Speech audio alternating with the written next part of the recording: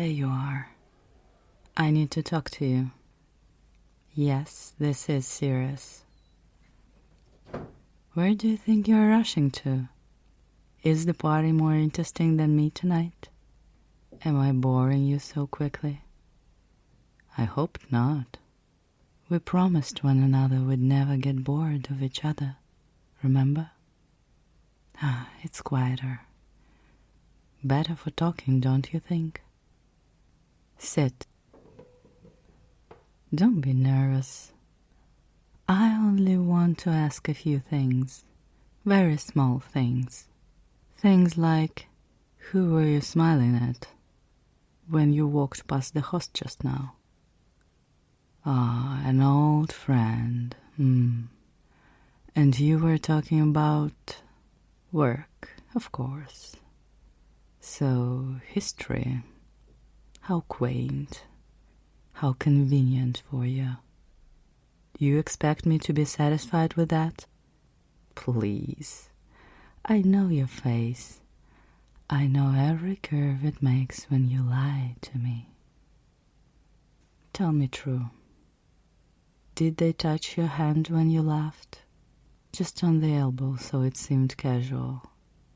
Or did they linger a little longer when you turned to them, like they were trying to memorize the shape of you? Because looking at you in that light, the way they did, felt very intimate. Too intimate. Work, of course. Work finds you even when the lights dim, huh? I watched you from the doorway. You didn't even notice I was watching. You leaned in like people do when they want to listen more than speak. They smiled at you in that particular way, the way people smile when they're hiding a secret behind their teeth. You should be careful with secrets.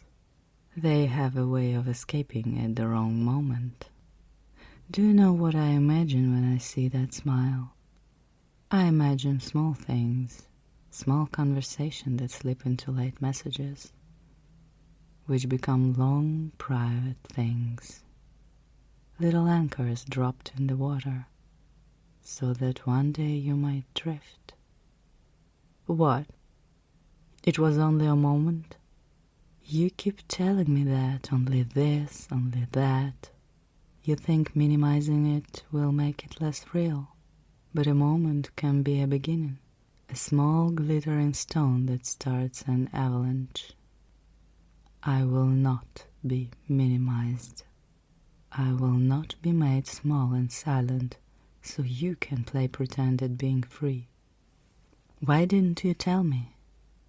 Why did you wait until I had to pull you in that hallway to ask?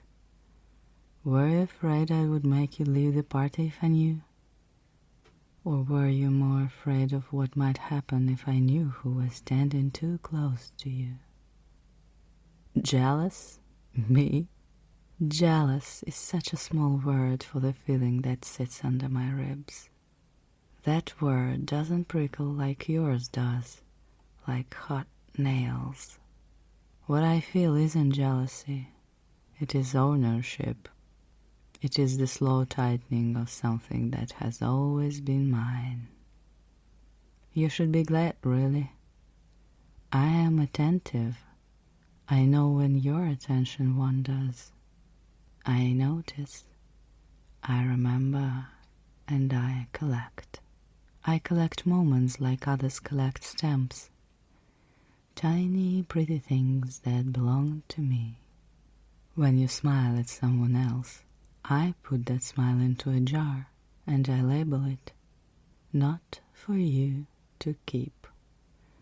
Then, when you come home and fall asleep, I take it out and I look at it and I remind myself that nothing in your life can escape my hands. You try to tell me it's nothing, and then you expect me to accept the nothing? But I don't like being lied to. I don't like being reduced to a footnote in your other stories. You laughed with them differently than with me. There, you flinch. I saw that. Don't pretend your face was the same. It wasn't. I could tell by the little crease near your eye. The tiny softening that only happens when someone else leans in and tells you something delicious, something conspiratorial. Don't.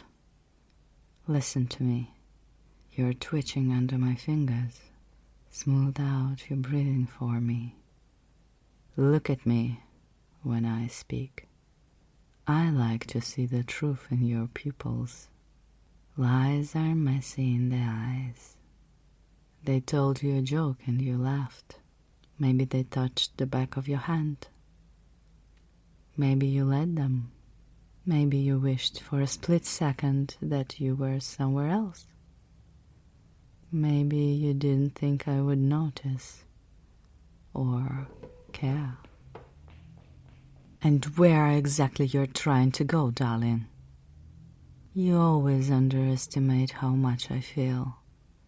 You forget my patience is a net, catching everything, every small thing, tightening slowly, so gently you don't feel it until you realize you can't move. I could throw the door open and let everyone hear me. Tell them how you've been smiling in ways I don't like. Watch the room fall silent. Watch their faces tilt away. You'd be embarrassed, exposed.